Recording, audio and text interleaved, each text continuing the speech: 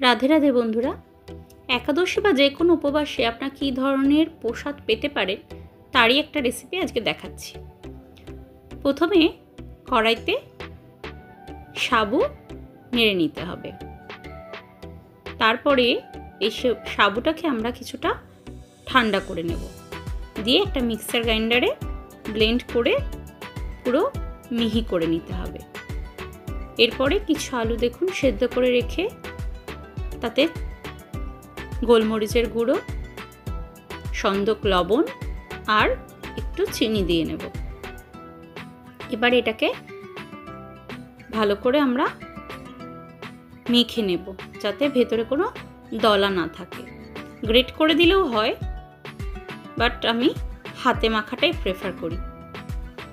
এরপরে একটু সাদা তেল বা ঘি দিতে হবে এবং তার সাথে সাবুগুলো দিয়ে ভালো করে মুশকে 1 থেকে 1.5 ঘন্টা রেখে দিলে খুব ভালো হয়।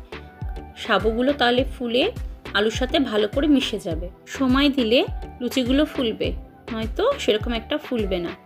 এরপরে বেলতে হবে, বেলাটাও ভালো হবে না, ডাস্ট ছাড়া তো, তাই মোটামুটি বেলে একটা গ্লাস বা বাটির সাহায্যে সেটাকে গোল গোল করে কেটে নিতে হবে। এরপরে তেল গরম করে তাতে ভেজে নিতে হবে। ব্যাস হয়ে গেল। দেখুন সাবু লুচি, সাথে দিয়েছি আমি আলু কুমড়ো বাদামের তরকারি, এপাশে রয়েছে রাঙা আলু সেদ্ধ, বাদাম সেদ্ধ, স্যালাডের জন্য শসা আর একটু সন্দেশ। পরবর্তীকালে লুচিগুলো দেখুন ফুলেছে, যেহেতু একটু সময় পার হয়েছে, তাই খেতে খুব ভালো হয়। আপনারা করে খেয়ে দেখবেন। রাধে রাধে বন্ধুরা।